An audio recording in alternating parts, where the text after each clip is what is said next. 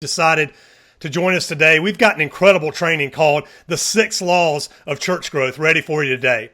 Now, let me tell you where this came from. My partner in 24 to Double, who's with us today, is Pastor Jerry Lawson at Daystar Church. And over the last 10 or 15 years, Jerry has learned a ton about the stop and start nature of a church and what it's like to gain momentum and then to lose it. So what I asked him to do is to sit down and talk about the times when his church experienced explosive growth and what were the rules, what were the laws that they were living by when they were in those periods. So Jerry sat down and came up with a long list of things that he learned during those periods of time. And what we're going to do today is we're going to dive in and share those with you. Now, as a side note, I'll tell you this, Pastor, if you're not taking the time to sit down and write down what you've learned when you've been through difficult seasons in your church, man, you are really missing out, because Jerry has put together quite a training today. And I know that this content, it can even overwhelm Jerry, just the fact that they've been through all this and what's going on and what they're doing and what God is doing in their church now. So Jerry, thanks for being with us. Hey, man, I'm happy to be there, and especially honored for you pastors. I know that this is a media-crazed world, and you are bombarded with so many other things to get your attention. And I'm glad Richard got your attention because I'm here today to give you something that I know is going to help you and just break off a little piece of myself and what I have become and what I'm learning. So I hope it's beneficial to you. Thank you for your time. We will not waste your time. This is going to go by fast. There's a lot of good material here for you. Yeah, and Pastor, I would tell you this, and I know that people tell you this all the time, you don't listen to it. Shut everything down and listen, because I have gone through Jerry's notes in this, and there is something in here that God wants to say to you, I promise you. This content, every one of these things we're going to talk about are critical in you being able to do what God has called you to do. So shut everything down, kind of turn everything off. Make sure you got something to take notes with. We've given you a download for this video. Hopefully you've printed that off and you can fill in the blanks. If not, just make sure you got a good notepad, because what God is about to say to you could have the potential to change the trajectory and the future of your church and the lives of everybody that's currently in your church and maybe will be in your church in the future. Okay, I hope you'll do that, okay? So with that being said, Jerry, let's jump right in, because this is a lot to take on today. So the law number 1 is healthy things grow. Jerry, why don't you just dive in and tell us what that means? Yeah, so, church growth has almost become a negative word for some people because it portends to make us think of comparison. And that's what we do. We compare ourselves. And that's not the right approach or the right attitude. What we want is church health. A byproduct of church health is growth, because healthy things grow. Everything God created, if it's healthy, is growing in some way. And so really the first law of generating great church growth is that you have a healthy culture. Your church needs a healthy culture where people are growing and people have a good spirit and a good attitude. There's a positive kind of leaning forward anticipation of what God's going to do. You also have to have a healthy staff.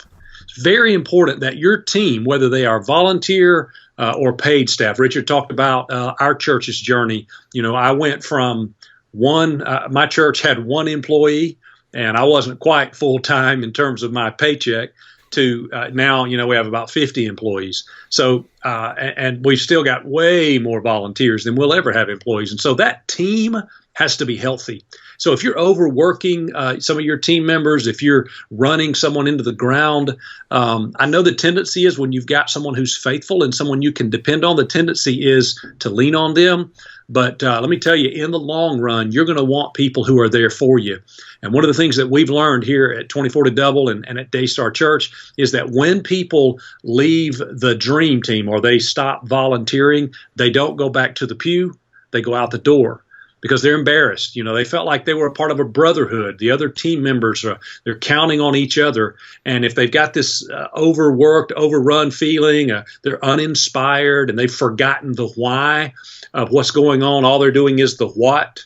Be here at this time, do this thing, meet this deadline, and you're not inspiring them with the why, then they're gonna eventually quit that area of ministry. But what's going to happen is they're going to leave the church because they're embarrassed about it.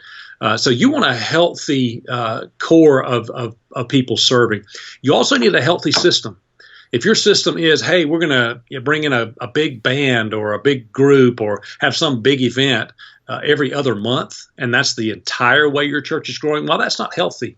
Because if all you do is put on a big show, what's to prevent the church down the street to put on a big show, or the mall across town to have a big show on Sunday? So we're going to talk a little bit more about your system a little bit later, but let me just, in law number one, remind you that you have to have a healthy system.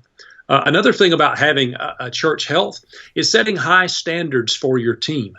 I can remember when our then worship pastor, he's now one of our campus pastors, Ben Murray, determined to set a really high bar for our worship ministry. And honestly, it intimidated me a little bit, because when we started this church, I was the senior pastor and the worship pastor, and I just wanted someone with a pulse. I mean, our first drummer in our church, he played in a nightclub on Saturday night and played in our church on Sunday morning. Please don't turn me off, Pastor. I love the Lord. Don't turn me off. I shouldn't have said that in point number one. But we have really high standards now. We've learned, we've grown. And so our standards are completely different than they used to be. And you know what we found out? I'll just give you an example of how that's worked in our music ministry. We actually had to go through a period of time when we had 3 campuses, because we have satellite campuses where we live feed the video. We had 3 campuses and 0 full-time worship pastors. And yet you couldn't tell a difference on the weekend. And it was all because we had set such a high standard, and we maintained church health. So if you're going through a problem, like a divorce or a big-time sickness, we ask you to sit down off of the ministry team, because we want to pour into you. We want you to receive. That takes a lot of faith to do that, because you need someone to sing well this weekend. But you've got to think long-term and not be so focused on the moment. Right now, we're in what we call the Best Staff Ever campaign, and we're trusting and believing God that we're going to build the best staff any church has ever had. In fact, I heard that from the Lord. He said to me, Jerry, if you'll build the staff and not go try to hire them from somewhere, steal them from another church, if you'll be committed to building them, I'll make sure they're the best staff ever. And so, I'm building them. I'll quickly tell you, if I can think them off the top of my head, the 8 areas that we build people in. All our staff, I work, or someone on the team works with them in 8 areas, and they are faith, family, finances, freedom. Freedom has to do with freedom from a bondage or addiction or temptation. Faith, family, finances, freedom, fun, fitness, friends. I think I said family, and then focus. So it's a your focused area of ministry. So it's a holistic approach, not just saying, I want you to do this for me, but saying, I'm more concerned with you, how you grow, what God's doing in your life, than what you're going to do for us. One more thing, I'm going to have to hurry, Richard, but one more thing in being healthy. You need to plan intimate times with God for yourself. As the senior leader, here's the thing about an intimate relationship. If you're intimate with your spouse, that's the most intimate relationship you have. But you're not intimate daily, all right? You're probably not intimate daily unless you just got married, all right? You're close every day, but there are intimate days, intimate moments. I think you should do the same thing with God. Don't feel guilty if you woke up on Saturday and only spent 5 minutes doing a quick devotion. That's okay. Just stay close to God today. But plan an intimate moment. Plan an hour-long prayer walk. Plan a morning that you don't go to the office and you just listen to worship music and you pray. You need to be spiritually healthy, Pastor. And I was talking to a pastor just yesterday who's struggling with this because he said he didn't have enough time. I want to challenge you, because we've all felt that way. You do have enough time. You're spending it on something else. So put it on your calendar. And when someone asks for that time, say, I'm sorry, I just checked my calendar. I already have an appointment. And make sure there are intimate times with God so you have a break from work and you stay healthy. It can't grow if you're not healthy. Boom. Let's pray and get out of here. Yeah. Some of you are probably thinking that's what I needed to hear today. Hang on, because that's amazing. I think, Jerry, and the parable of the sower comes to my mind, that when the seed fell on fertile soil, it produced 30, 60, or 100 times what was sown. And Pastor, if you're not fertile, if you're not healthy, then you're not producing what you could produce. If that is a countercultural, counterintuitive idea that being healthy is going to produce more, but you know that that's the way it works. I mean, we don't have to beat you over the head with that. This next one, Jerry, is near and dear to my heart because I think the greatest gap in ministry is the gap between what pastors are called to and what they're experiencing. And the second law is this: dream big and think long term. Dive into that for us, Jerry. I so wish someone had told me that when I started Daystar Church from out of an old church, and I was just 28 years old, and I thought it had to be done today. Here's a fact: we usually overestimate what we can do in the short run and underestimate what we can do in the long run. That's just a fact of human nature. We overestimate what we can do in the short run, and we get depressed about it. We get upset about it, but we underestimate what we can do in the long run. So dream big, expect huge things, but think long term. Don't get so focused on what's right in front of you that you fail to think long term. The truth is, outside of the ministry of Jesus, nothing great gets accomplished in about 3 years. It just doesn't. And in fact, Jesus' ministry really began in about 3 years. And the ministry happened as the apostles lived their lives and made more disciples. You're going to need years and years to do what God puts in your heart. So pace yourself. Here's the truth. We need you around for the long haul of ministry. Amen. Guys, we're in a falling industry, if I could just use those terms. The church world is not healthy in general. And there are many pastors who are so frustrated. They got into it because God spoke to their heart. They wanted to change the world, but they are so frustrated, they're just phoning it in right now. They're visiting the hospitals, they're doing the counseling, and they're getting together a Bible-based sermon, but they don't have a vision for the future. They're not really still believing they can change the world. But that's not you. The reason I know that is you're spending your time challenging yourself because you want to see your church grow explosively. All right, so we need you. I can just tell you, I know lots of pastors, and the kind of pastor that watches this webinar is the kind of pastor the American or global church needs. So take care of yourself. Don't think that if you don't accomplish it in the next 6 months, that it's not going to get done.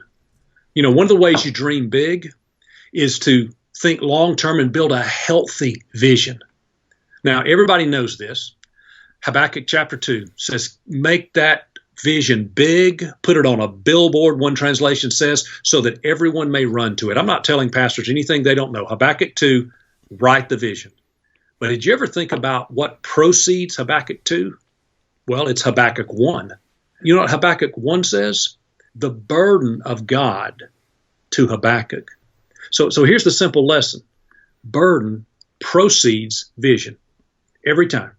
You always start with a burden. And this is so dear to my heart because there was a time in my ministry at this church that I kind of felt like I'd run out of vision, you know, and people can't be inspired. People can't go the extra mile if they're not full of vision.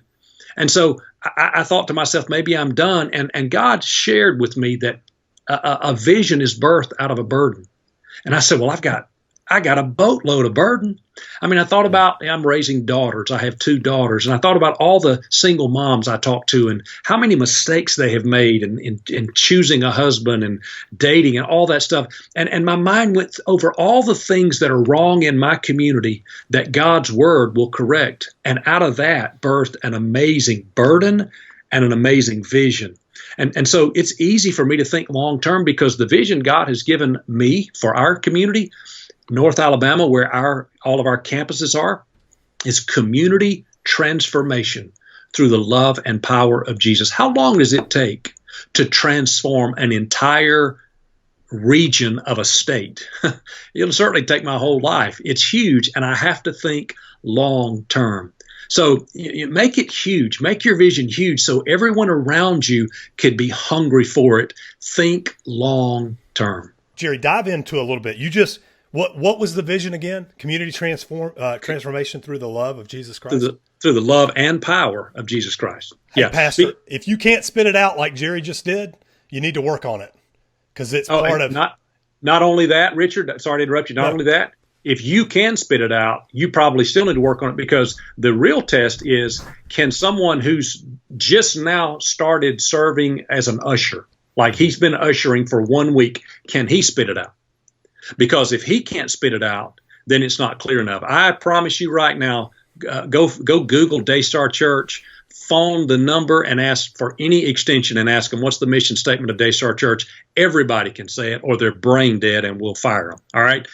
Everybody knows community transformation through the love and power of Jesus. If you're not saying it so often that the people closest to you are rolling their eyes and they're tired of it, then you're not saying it often enough. Because here's the thing, there's somebody else out there filling up your team with their vision. They're podcasting Stephen Furtick, or they're listening to Joel Osteen, or somebody else has got a big plan. And it's your job to overflow that message. Those are good messages, but God gave you your message. God gave you your burden, and it's your job to fill your team with that burden. So build that vision, talk about it, make it so big everybody knows we've all got to work together to make that happen. And Steve, if they're in your church, Stephen Furtick is not going to give them a plan to live it out. No. We're giving people the opportunity to do something they don't get to do in their everyday life with their job. I think that's huge. And Jerry, the day that when the day they wake up and they say, how do I create community transformation? How do I do it through the love of Jesus Christ? I think that is a game changer when people begin to adopt the vision of the church as their own personal vision. Absolutely. You know, what we say is love and power means Jesus is powerful enough to break chains of addiction, to heal broken bodies, to put marriages together, to, fix your finances. But the power of Jesus will never change you until we love you into a relationship. So love comes first. And that's what we tell people. Your first job is to love the people no one else loves. And that love is a doorway that will introduce them to God's power. And so it's very clear, not only that we've got a banner that has it hanging on the wall, but that it's very personal. And that's what you have to do, Pastor. You have to make it personal. My friend, I know you guys are going to hate this who are not from Alabama, but Nick Saban. Nick Saban, one time I was at a conference and I asked him a question, and somebody said something about there's no I in team. He's the coach of the Alabama Crimson Tide. Someone said there's no I in team, but he said there's an I in win. And if you want your team to win, you better explain to them how it's going to affect each personal individual. I never heard anybody else say that, but it's true. It's got to be personal. A great big vision is no good until it's personal. That's huge. Huge. Hey, this next one's big too, Jerry. So the third law is to choose a model that works, a church model that works. Dive in on that, and then we'll talk a little bit about 24 Double when you're done with that. Okay, so this one's so important. One thing is certain. If you grew up in a church, you probably have already experienced the wrong model. And that's a shame. Because there's a thing called formative years. When you're 4, 5, 6, 7 years old, you learn how to interact with people. Those are what we call formative years. Well, you have formative years also in your faith and in your understanding of how the church works. And that's whatever church you grew up in. I grew up in a church with a horrible model. They didn't even know they had a model. But they did. It was a traditional model. Let me tell you what the traditional model has done for the American church. There was a time in the early days of America where 80% of Americans went to church on a given weekend. That's amazing. A powerful time of revival. But when my grandfather was alive and preaching, 40%, we had already lost half of our strength in the country. 40%. Even right now, Gallup surveys say 40% because 40% say they go to church.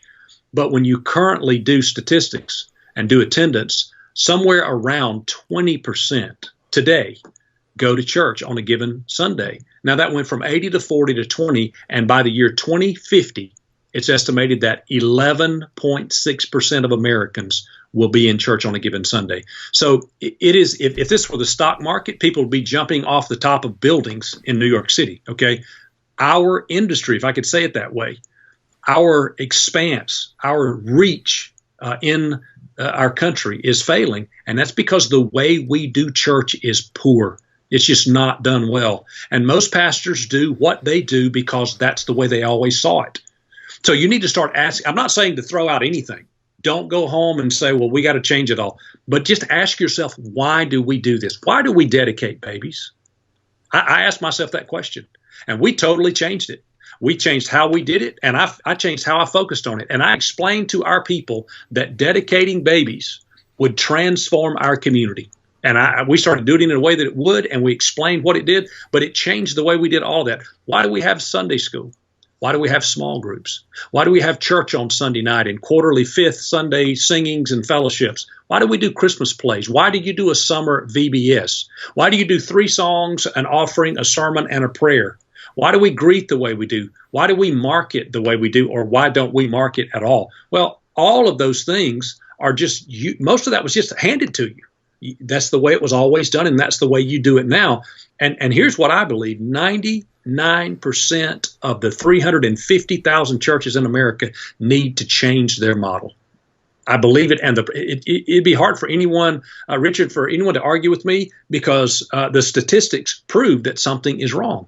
Now, the message never changes, but the methods and the model of ministry must change. Jesus was the biggest change agent the world has ever known. And here's what I've realized: as much as Jesus changed our view of religion and God, we have been gradually creeping back toward Pharisaism.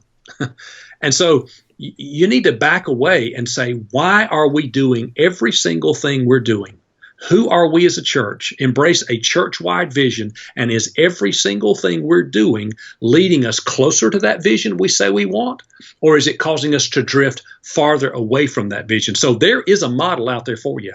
You may find it in 24 to Double, or there may be another way you may develop your own. But if you're just doing church because the Bible says to do this, and we always did that, that's not a holistic, intentional approach. It's a reactive, traditional approach. We want a focused, intentional approach to ministry. And everybody, just like the vision, everybody knows what our vision is. Everybody also should know what our process is. You can have a purpose statement, but what is your process statement? How do you get the purpose to happen? And that's the thing that is so missing. Richard, our church actually grew without it. Just because we did traditional church better than other churches did it. Mm-hmm. And I was young and energetic, but we reached a ceiling, we reached a wall that we were not going to break through until we started getting intentional about our process and our structure of how to get there. Well, yeah, and everybody knows with better systems and processes, you can go further, faster, and reach more people. I mean, it's just a fact. No doubt. I'm sitting over here trying to play it cool. That analogy about the formative years, and thinking of, Pastor, I don't know. I mean, I'm over here trying to play it cool and act like, yeah, that's, but that is a game changing analogy, Pastor. If you're listening to this and you don't realize that a big part of the way you're doing what you're doing came from somebody else's model of doing it, and they probably didn't think through it that well, man, that's worth going back and just sitting down and going, okay, how much of what we're doing is we're doing it because this is the way we do it? And I love the idea too, Jerry, of you're not saying don't do baby dedication. You're saying baby dedication with a purpose. That everything has everything is a purpose. Everything's leading to the next thing. That's a game changer for sure. Absolutely. If you can get your mind around that. Hey, so speaking of systems, perfect transition into 24 to Double. So Jerry and I have been working together for several years now with this online platform called 24 to Double, which is in fact how you put systems into place in your church. And before I dive in and talk about the specifics of it, Jerry, why don't you talk just a little bit about your history with 24 to Double and what it's meant to you and to Daystar? Yeah, so 24 to Double has been around for a little while, and you may have heard of it before, but it was birthed out of Daystar Church, my church. It's our model that really took us from just a church with some gifted people that were very excited and motivated to a true system that reproduces results and growth and disciples for a long period of time. And, we worked closely with a church consultant, and we built this thing together. It was very costly. It took a lot of time. And I remember that consultant saying, now, Pastor, you got to share this with the world.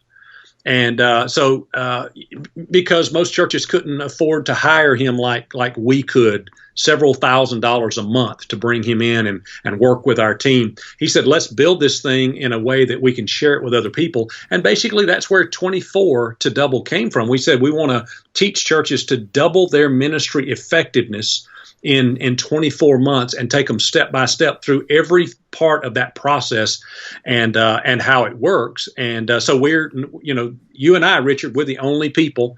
We own 24 to Double. We're the only ones who can share it, and we want to get it to as many people as we can. And as you know, it's gone out to thousands now. So what is 24 to Double? Well, 24 to Double is a step-by-step plan to double your average weekly attendance in just 24 months. Pastor, instead of bringing your team to another conference, we're bringing the conference to you. If you get involved in 24 to Double today, here's what you're going to get. You're going to get all 25 modules of the 24 to Double training. We're going to teach you how to build 7 teams you need to grow your church. Those teams include outreach, wow, shock and awe, worship team, follow-up, children, and small group. Jerry and the 24 to Double team have made it incredibly easy for you to bring your leaders together and build these teams in your church. Imagine what your ministry experience is going to look like when you get these teams built. What if you had someone leading an outreach team, Pastor? That's a team full of people that focus on one thing, getting more people in your city to visit your church. Each month, you're going to bring your team together, watch a module, and take action. You're also going to get access to our Gifts and Passions test. Now, this test is specifically designed to get people in the right places in ministry to make sure they burn with passion and don't just burn out. Because, Pastor, we all know volunteers don't go backward. They go away. You're going to get notes from 8 of Jerry's sermon series. He's great at preparing sermon notes. You're going to get 8 sermon series, Pastor. That's 34 individual messages, including the messages you see here. We're doing that because we know you're going to take valuable time to kick the tires on 24 to Double, and we wanted to be able to give you some time back. You'll get access to our live Q&As. These are live monthly Q&As with Jerry and the 24 to Double alumni. This is probably my favorite thing that we do. Here's one big lesson we've learned from that. There are a lot of you doing ministry alone. Pastor, nobody should be alone on this journey. You're going to get 3 bonus modules. The Church Facelift Lab, the Worship Lab. No matter how you worship, this lab will help you go to the next level. You're also going to get our Pastor's Breakfast Lab. In this lab, you're going to learn how to get people out of rows and onto those volunteer teams. Finally, you'll get our team meeting agenda. Pastor, we're not asking you to make a 24-month decision on 24 to Double right here. In fact, if you did that without talking to your team, that would just be foolish. What we are asking you to do is to call a meeting. We've even created a 1-hour meeting agenda for you with a message from Jerry to you and your team. In that meeting, we're going to encourage you to answer some pivotal questions like, how are we doing at being the church in our community? Really? Pastor, getting your team on the same page about how you're going to reach your community, that's priceless. So you're going to get the 24 to Double training, the Gifts and Passions tests, 8 sermon series with 34 individual notes, live Q&As, the bonus modules, and the team meeting agenda. That's a total value of $5,998. But you can kick the tires on 24 to Double for 15 days for just $7. Then if you decide to move forward, it's just $99 a month. So go ahead and get started now. You can do that by going to 24trial.com or just click the button on this page to try 24 to Double for 15 days for just $7. You're even going to get an email from us in 12 days that says, get out. Because, Pastor, we want you all in or we want you out. We all know that's what it takes in ministry today. Bold pastors who are all in, right? Here's our 60-day promise to you.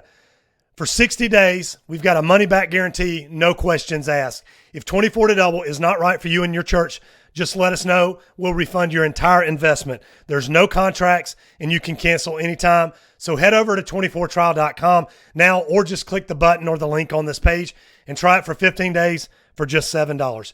Thanks so much. We'll see you inside 24 to Double. Okay, so Jerry, what would you say to the pastor that's a little hesitant to click the button below because they don't know us and they're not sure that this model will work in their church? Yeah, well, the first thing I would tell you is I'm not a salesman. I'm not trying to sell you anything. Maybe it's not for you. All right. I try to focus on being a pastor who is sharing what I'm learning, because a pastor who's not ready to jump in completely, you don't need this system. And the last thing I want you to do is, throw a credit card number at Richard and then sign up and not really do your work and feel like, you're going to tell your pastor buddy, oh, I tried 24 to double. It doesn't work. Here's what I know. If you work it, it will work. I'm talking about it works in Baptist churches, Pentecostal churches, Church of Christ. I'm not just saying that. I've seen it happen. It's worked in charismatic churches and liturgical churches. I mean, it's amazing what the different kind of applications that we've seen it work in. It is theologically light, very light, because you got room to believe what you want to believe, and it's stylistically neutral. You keep your style. Let us show you how to expand that platform. So if you're a go-getter and you're willing to jump into it with all 4 feet, then yeah, do it. It'll work 100% of the time. If you think that, a credit card subscription is going to fix your church, this won't do it, and neither will anything anyone else is selling. So here's what I believe. You got something inside of you, and God didn't place it in there for you to be mediocre or average, and he puts people, systems, and opportunities in your path, and you pray about it. This might be one of those God-ordered appointments for you. That's what I'm praying and hoping you'll find out that it is. And we will make it painfully easy for you to get out, because if you're not all the way in, we want you out. We say that over and over and over again. Yeah. Okay, so let's keep going, Jerry. Law number 4, we're going to dive in a little bit into something I talked about just a minute ago with 24 to double. And law number 4 is develop your own team. Jump in on that. Yeah. So when I started when we started Daystar Church, I was 28, talented, good looking, and even more arrogant than I am today. I had to laugh even when I wrote that down in the notes, Richard. But I didn't. It was really built on me, really, my energy, my passion, and I didn't really take time to develop my team because the church was just growing so fast. And, today I'm middle-aged and not quite as cool as I was, probably never was as cool as I thought I was. And what I've learned is if we're going to have a continued steady, healthy system that grows people and grows the kingdom, we're going to have to build the church on many different gifts. And the beautiful part about that is when we do that, we get access to other people's gifts. A book I was reading, I'm struggling to recall who wrote it, but he said that when we access other people's gifts, we get purchasing power to their gifts and abilities. And I love that phrase, purchasing power. We get to do some of the things that we could never do on our own. And so if you're going to build a strong church that grows over the long haul, you're going to have to develop your own team. I mentioned this just a little bit ago, that we decided that we're going to have the greatest team of leaders in our church of any church ever, but we're going to build them ourselves around those 8 F's that I talked about, like faith. We're going to sit down literally and talk to team members once a month. Tell me about your walk with Christ. We're going to make sure they're healthy. Tell me about your finances. I sat down with a staff member yesterday, talked about his finances. I'm literally doing this regularly. I want to talk about, are you having enough fun? Are you having Sabbath? Are you literally stopping, pressing pause on your life? That's not just for the senior leader. Everyone has to have that. Are you healthy, physically healthy? So there's just something when your boss, pastor, team leader, the person over you says, hey, I'm concerned about these things, even though they don't directly affect our bottom line or our goals. There's something about that communicates to them that I'm not trying to use you. I'm not trying to get you to do me a favor. I'm trying to develop you into the disciple that God has made you into. And particularly if your church is large enough to start hiring staff, this is so important. Hire from within as much as you possibly can. I've hired using staffing services. I won't call any names, but there's any number of services you can use, and some of them work very hard. They're very conscientious about what they do, but I've personally had mixed results. But when I have hired from within, results have not been perfect, but they have been very, very good. Because I know so many things. I've raised them up. They've already bought into our church's vision because they chose to attend that church. They're committed already because they rose up above the rest in the group. They're loyal. They're loyal to me. They're loyal to the team. They're loyal to the church's vision, and they're gifted enough. Let me just say that. I'm one of those shoppers. I'm a terrible shopper because when I walk in the store and I see maybe on a mannequin exactly what I want, I'll take it. I'll grab my size, but I won't buy it yet. I've got to see everything else in the store just in case there's something that looks a little bit better. And I had a tendency to do that with staff. I would look right at a guy who maybe got saved in our church or maybe was a member of my small group, and I've seen him grow up. And I would think, oh boy, he could be our next whatever on our team. But I'd overlook him because thinking somewhere out there, there's something a little bit better. Let me just tell you that the talent is the least important. If he's talented or gifted enough, then you can work on that talent. You can develop his giftings. But it's really hard to teach someone to live right, to have good character, to have loyalty. And those are all the things that you can't prove on on a resume or by checking out someone's Facebook profile. So I would just say, when we start talking about thinking big and planning long term, this is the big part of it.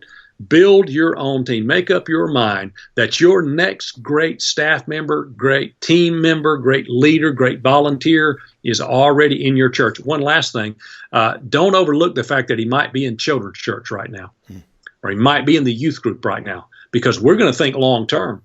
And at some point, that one of the striving members of our leadership team right now, he is our newest campus children's pastor. Is a guy named Luke Parker. And I met him on the first day he went to second grade. That was the day.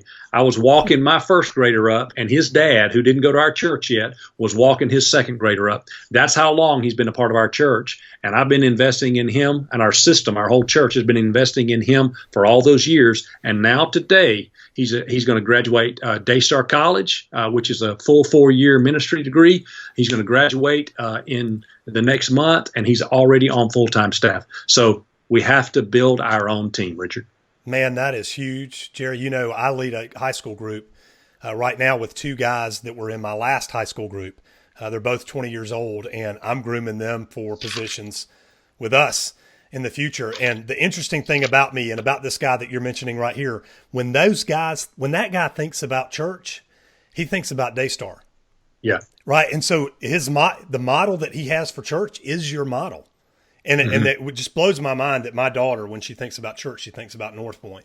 And I still think about First Baptist Church, and there's nothing wrong with First Baptist Church, small town and that kind of thing. But the bottom line is the impact and the opportunity is not as great there as somebody that's got a better model. Hey, let's keep moving through this. Law number 5 is kind of bleeds right into that next thing, is empower your generals. Who are your generals, Jerry? And specifically, how do you dive in and empower those people?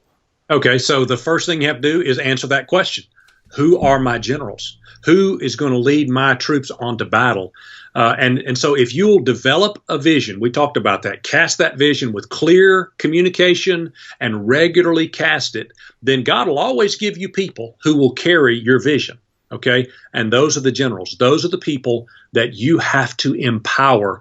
See, one of the big mistakes is sometimes we cast vision, but there's a sort of establishment hierarchy, and whether they buy in or not, we keep giving them more authority, and that's a big mistake. I call that loading your adversary's gun. All right, You keep trying to lift him up because you're trying to buy favor with him. He's not bought in. You think that if you brag on him from the platform, or you give him a new ministry position, or you do something like that, you elevate him, that you're going to win his affection. That's rarely going to happen. Actually, what you're doing is you're loading his gun, and he's got it already pointed at you, and he's going to shoot you with it, all right, figuratively. So you need to just focus on casting vision, cast vision, cast vision, cast vision, passionately cast vision. And the people who grab that vision the earliest, those are the ones that are going to be your generals. Now, there'll always be people who challenge you, because there are 4 categories. There are early adopters to change. Those are the people, man, you barely get it out of your mouth. They believe in you. They're ready to do something. They adopt that vision immediately. Secondly, there are mid-adopters. they're going to take it a little slower. They're going to judge it, but they're going to be very conscientious about the decision they make. And those are great people to have on board too. They're mid adopters. Then you have the late adopters. Now, be careful not to offend people and not to get angry with people who don't buy into your vision immediately, because there is a group of late adopters. They're waiting to see how well it goes. Sometimes they're more wise than you are, by the way, and there's a reason they're late adopters. So don't be angry with them, because they're going to adopt. Now, finally, there are non-adopters, and you can't do much with those people. I don't want to anger anybody. I don't want to run anybody off, because here's what I've learned, that there are some people who will buy into my vision and carry that vision. Those are my generals. But there are some people who will just sit in the church and they love God. They love Jesus enough that they'll tithe, they'll give, and they will finance the vision. Now, don't be angry with them. You need someone to help you finance the vision, all right? But the people you want to promote, the people you want to put on your elders board, the people you want to put in that circle of people that you're bouncing ideas off of, the people you want to elevate to new positions, those are the people, those are the generals. They have your heart, and wherever, you don't have to coach them up. Wherever they are, you know they're going to bleed what you bleed. And so always empower your generals. If there is an established hierarchy, say you're bought into 24 to double, you're trying to change things, you've got a new system in place, well, you're going to have to peacefully coexist with the establishment hierarchy, and you're going to pull some of those over. Early, mid, late adopters, you're going to pull some of those others over. All the while, there are some who will never adopt to the vision, the new vision you have. That's okay. But what's going to happen is, as the church grows, as the vision grows, as the message increases, you're going to raise up your generals, and this old establishment is going to kind of fade away. So then if at some point they pitch a fit, talk about you on Facebook, leave the church, while they're too small by then. They don't even matter, because the space they used to occupy, you have replaced them little by little with the new generals who are carrying your vision. You see, that's why I said the opposite is true. When you keep lifting up those establishment hierarchy, you're loading their gun. And when they leave, they're going to shoot you with that gun. Does that make sense, Richard? Oh, yeah, perfect sense. And Pastor, while you're watching this, I think it's a good idea in the margin of your notes to start writing down the names of those people that come to mind that are those generals. But specifically, if you're interested in getting started with 24 to double, because we mentioned we're going to give you the resources to have a meeting with your, with the people that are the influencers in your church. And that's the short list of people. That's the meeting that you may want to have before the meeting to get buy-in, so that when you're going in, half the people in the room are on board and ready to go. How does that sound, Jerry? That's absolutely right. We, in 24 to double, we call that the coalition of the willing. Mm-hmm. And those are people that, man, if you told them we're going to gather together and we're going to watch the grass grow on the church lawn, somebody would bring their guitar, that's the group you love. And it may be 2 people or 20 people or somewhere in between. But yeah, call those people together and charge this hill with them. Don't do it by yourself. Awesome. Okay, let's move into the last one here, Jerry, because we got about 6 or 7 minutes left. Okay. Number 6 law of church growth is do not compromise. I love the fact that this is in all caps with exclamation points. So what does that mean? Yeah, I set aside time today. I wrote the other 5 just so I could get to number 6. Do not compromise. I thought of, as you asked me to write this webinar, this teaching, Richard, I thought of 3 areas that I know the enemy. Guys, I've been in full-time ministry since I was 19 years old, all right? 25 years I've been doing. I know I look like I'm 23 now, but don't laugh, Richard. But for 25 years, I've seen these 3 areas that the enemy is trying to get in on you. He wants you to compromise. Area number 1, don't compromise your vision. I talked early about getting alone with God, finding a rhythm of intimacy with God. And in that intimacy, I know God. I know God well enough to know He will give you a burden for your city, your church, your neighborhood, your community. And if you work to develop that into a vision, you're going to have something that came from heaven. Don't compromise that. And it's harder now. All right, first of all, since God gave it to you, it will be challenged. What has God ever done for you that the enemy didn't challenge? So it will be challenged. But it's harder today than ever before, because there are so many other things competing for your church's heart. And so you've got to fill them up all the time. I mentioned it earlier. They're podcasting Stephen Furtick, or they're listening to Joel Osteen on the television. They're listening to Bethel Worship and listening to, the messages from their Life.Church. There's so many other streams, which, by the way, God gave all those people vision. And they're communicating it clearly through books your members are reading and podcasts your members are listening to. There's nothing wrong with that. You need to be listening to it too and see if it'll fill you. But for your church, you have to drown out all those other ministries with a clear and compelling vision that God gave you. Here's what I believe. If my people are not motivated by me, they're going to dry on the vine.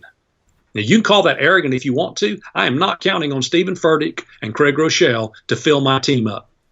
I heard a pastor say one time that if you want to kill a dog, the best way to kill a dog is to go on vacation for 2 weeks and ask 3 friends to feed him. Because everybody's going to think the other guy fed him, and you're going to come home and he's dead. All right. I am not assuming the church across town is saving lost people in my community. If they don't get saved at Daystar Church, I'm assuming they're going to hell. Now, when I get to heaven, I'll find a lot of people did get saved at other churches, and that's fine. But my mentality is it's up to us to make it happen. I feel the same way about filling my team's vision tank. I'm not compromising my vision. Somebody's going to come from another church background. They're going to say, at our church, we did this and you ought to do that. No, sir. God knows how to talk to me, and we're going to do what we're called to do. Pastors say things like, hey, our church is a big tent. There's room for everybody in our church. You know what I think is in a big tent, Richard? It's like a circus, an elephant over here, a bearded lady over there, somebody swallowing fire over there, a clown over there. My church is not a big tent. It's a big ship. You can fit as many people on a big ship as you can in a big tent, but guess what? A ship is going somewhere, and everybody has to go in the same direction. You might like this thing. You might like discipleship more, and he might like evangelism more. This person might be into, outreach more, and this person's into discipleship or Bible study, but we all have to move in one direction. Pastor, it's up to you to set that vision and don't compromise. The second area, don't compromise your model. At Daystar, we do 4 things. We'll teach you this if you join 24 to Double. Weekend worship, growth track, small groups, and the dream team. That's it. We don't compromise that for anything. Somebody comes up and says, hey, we want to have a concert. No, we do 4 things. Somebody comes up and says, hey, we want to have a women's. Hey, my own wife says, hey, Jerry, she doesn't call me pastor, by the way. Jerry says, Jerry, I want to lead a women's conference. I said, honey, we do 4 things. We do weekend worship, growth track, small groups, and dream team. And the only way you can do a women's conference is if you can design it in a way to promote weekend worship, growth track, small groups, or dream team. So she said, that's no problem. I'll do it in January or I'll do it in early February. That's when we kick off small groups. And so I'll sign up every one of those women into a small group. I said, that's perfect. But I'm not going to be the conference church. I'm not going to be all these other churches that are modeled. We know who we are. Pastor, you may not even know who you are yet. You need to find out who you are and don't compromise that model. And here's the last compromise, the most important one. Don't compromise your character. Pastors are falling around us like flies. I don't believe it's a lack of commitment or a lack of heart. I believe every one of us got into ministry because we heard from the Holy Spirit and we wanted to change the world. But pastors are worn out and they are much more fatigued than they realize. And that condition makes us susceptible to the attacks of the enemy. So pastors, build a wall around yourself. Build high walls around yourself. And that's to keep the enemy out, but it's also to keep you in. Do things like making up your mind you won't sit in a room with another lady, with a woman, if you're a man. Make walls that you won't make certain kind of appointments, and you won't be riding in your car with another female. You got to figure out what those walls are. One of the walls I put in is I put my prayer time on my calendar. And I said, this is it. Nothing's going to take that time. I put every quarter, I put 2 days that I just call Sabbath break. I don't work on those days. I don't answer phone calls. I don't check my email. It's walled out every quarter. 2 days, I'm going to do nothing but Sabbath, just me and God and relaxation. Every quarter, I put another 2 days I call reading and study break. Now, I have a study day every day in my calendar, but I have 2 days a quarter where I additionally read and just kind of project where sermons might come from in the future. These are the ways I put high walls around myself so that I'm never empty. Pastor John Osteen, who I used to watch on TV before Joel was ever a preacher, he used to say, I try to keep the barrel full and dip off the top. It's one of my favorite quotes. He said, I don't ever want to find myself having to preach a sermon or lead a team, and I'm so empty, I'm digging way down to the bottom of the barrel. He said, I want to keep the barrel full and just dip right off the top. That's my prayer for you, pastors. Stay full of God's presence, full of vision, full of energy, so that you can easily share with everyone else. Now, we're not quite done yet. Richard needs to talk to you, but Richard, I just want to pray for everybody who's watching right now, and then I'll pitch it back to you. So, Father, I pray for these men and women who are listening today. It is not an accident that they came here today. God, it's not a coincidence that you burdened my heart for them. And I pray for you to strengthen their vision and for you to give them great confidence. I know that you know the great ability they have and the potential that lies within them. And I pray that they'll realize it. They'll know that they're not meant for mediocrity, but they're meant for more. And I pray right now, if there's anyone who's just out of gas completely, he's wondering, how can I take 2 days off? I'm behind already. God, give him the courage to trust you. I remember when you spoke to me, God, I wouldn't take time off. I wouldn't give it up. And you just basically told me I had no faith. I thought it was all about me. God, thank you for showing me that when I take time away, I'm putting faith in you, and I know it's not about me. I challenge that pastor right now to trust you more, to have confidence in you, and to take the time he needs to be filled by your presence. So, God, we pray for these men and women, and we trust them into your hands in Jesus' name. Amen. Amen. Hey, let me just close with this and say this. As Jerry's talking about this last section, a conversation comes to my mind that I just had with a friend of mine who's building a men's ministry at North Point, huge ministry. And well, in the middle of the conversation, he said, I want to do this and I want to do this, but right now I'm on a wall. And then he kept going, and I thought, am I on a wall? And I came back to the house and I sat down and I'm like, we're on a wall. And the wall we're on, that Jerry and I are on, is a church revival in your church, Pastor. Yeah. That's the wall that we're on. That's what we're trying to do. We've worked with over 1,200 churches through this process now. And the button below could be a game changer for you. Again, we're going to give you an opportunity to try it for free. We give you all kind of opportunities to get out. We're going to send you an email, and the title says, Get Out After 30 Days, because we want you all in. We're going to give you the sermon series. We're going to give you the bonus trainings. You're going to get teachings on how to build these 7 teams. Critical teams like the follow-up team. We were just talking about this a second ago. By the way, Jerry, the last Q&A that we did, you used that analogy with the dogs, and you talked about we wake up every day and we assume that the only thing between the people that are coming to our church and hell is Daystar Church. We had so many people that emailed because that idea resonated with them. Pastor, you're not competing for other churches for people. You're competing against hell for the souls of these people.